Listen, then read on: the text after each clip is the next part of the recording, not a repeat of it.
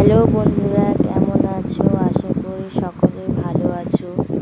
তোমরা কচুলতি এইভাবে খেতে চাও অবশ্যই বানাবে। আজ আমি রেসিপিটা তোমাদেরকে বানিয়ে আপনাদের কাছে তুলে ধরবো। প্রথমেই কড়াইতে তেল, কালো জিরে, কাঁচা লঙ্কা দিয়ে একটু ভেজে নিতে হবে। এরপরে দিয়ে দেব আলু আর কচুলতিগুলো নিয়ে ভালো করে নাড়াচাড়া করে নিতে হবে। আমি দেখতে পাচ্ছি এখানে আমি একটু ভালো করে তেলটাকে গোটা গায়ে লাগিয়ে নিচ্ছি। এভাবে ভেজে নিয়ে এরপরে একটু হলুদ লবণ দিতে হবে। দেখতে পাচ্ছ হলুদ দিলাম অল্প করে। তোমরা যদি বেশি হলুদ খেতে চাও কালারের জন্য দিতেই পারো। আমরা কম হলুদ খাই বলে অল্প হলুদ দিয়েছি। দেখতে পাচ্ছ একটু ভাজা ভাজা করে নিলাম। এরপর দিয়ে দিচ্ছি একটু সামান্য লবণ, আন্দাজ মতো লবণ। আপনারা কোন পরিমাণে লবণ খান সেই পরিমাণে লবণ দেবেন। লবণ দিয়ে দিলাম। এবার ভালো করে আর একটু ভেজে নিতে হবে।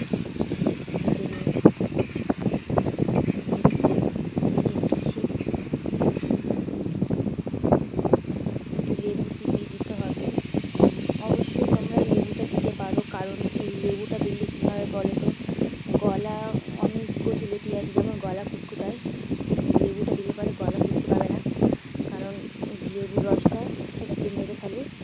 আমি এখানে দুইটা কেটে রেখেছিলাম, একটা লেবু অর্ধেক করে সেটা দিয়ে দিলাম। দিয়ে ভালো করে নাড়াচাড়া করে নিতে হবে আর একটু ভালোভাবে ভেজে নিতে হবে এই কচুলতি আর আলুগুলো। আমি সেই মতো ভেজে নিয়েছি। এরপরে আমি বাটিতে সর্ষে দেখতে পাচ্ছি, এই সর্ষেগুলোকে ভালো করে মিক্সারে ব্লেন্ড করে নেব। করে নিয়ে সেগুলো ওইদিকে কচুলতিগুলো ভাজা হয়ে গেলে পরে এই সর্ষে বাটাটা দিয়ে দেবো। নিয়ে নিলাম। অবশ্য তোমরা শিলপাটাতেও বাটতে পারো। আমার শরীরটা খারাপ আজকে, এই জন্য হাতে খুব লেগেছে, এই জন্য মিক্সিতে বাটছি। তোমরা পারলে শিলপাটাতেও বাটতে পারো, মিক্সিতেও করতে পারো। এদিকে ভালো করে একটু ভেজে নিতে হবে। এই ভালো করে আমার এইগুলো ভাজা হয়ে গেছে, ভাজা মতো হয়ে এসছে। এখন আমি এই সর্ষে বাটাটা দিয়ে দিই। জানি আমার কথা বলতে খুব কষ্ট হচ্ছে, আর তোমাদের বুঝতে অসুবিধাও হলে পরে অবশ্যই বলবে, কারণ আমি প্রথমবার ভয়েস করছি এই ভিডিওতে। এর আগের বারও করিনি কোনো দিনও। যদি ভুল হয়ে থাকে অবশ্যই আমাকে ক্ষমা করে দেবেন আর আমাকে জানাবেন কমেন্টে যে কোন কথা মানে কীভাবে ভুল হয়েছে, কী কথা ভুল হয়েছে আমাকে অবশ্যই জানাবেন কমেন্টে।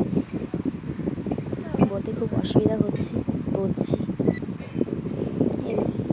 দেখলেন এই সর্ষে বাটাগুলো দিয়ে দিলাম কড়াইয়ে, দিয়ে ভালো করে একটু কষিয়ে নিতে হবে।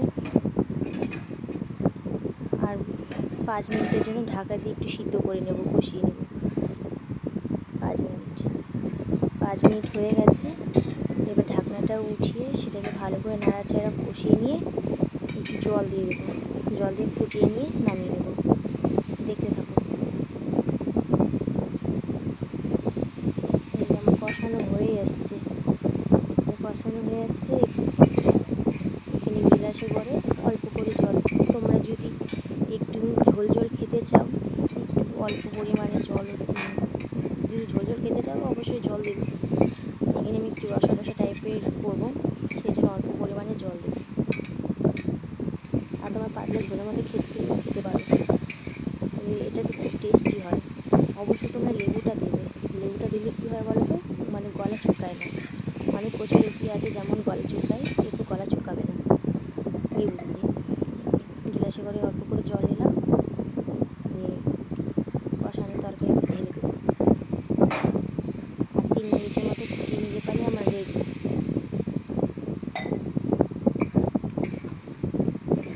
আর আঁচটাকে অবশ্যই মিডিয়াম ফ্লেমে রেখে করতে হবে, না হলে ফুল রাখলে পারে তোমার তরকারিগুলো লেগে যেতে পারে। জল দিয়ে কষানোর সময় তুমি ফ্লেমে রাখতে পারো, ফুল ফ্লেমে রাখতে পারো। দেখতে পাচ্ছ ফুটছে জল দিয়ে।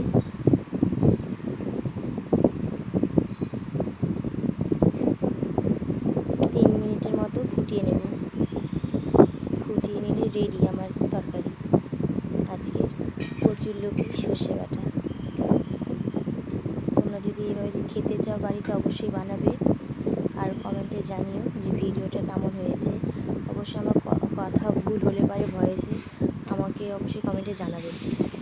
আমি প্রথমবার এই ভিডিও করছি, জানি না কেমন হবে। আপনাদের কাছে এই ভিডিওটি তুলে ধরলাম, অবশ্যই একটা লাইক করবেন।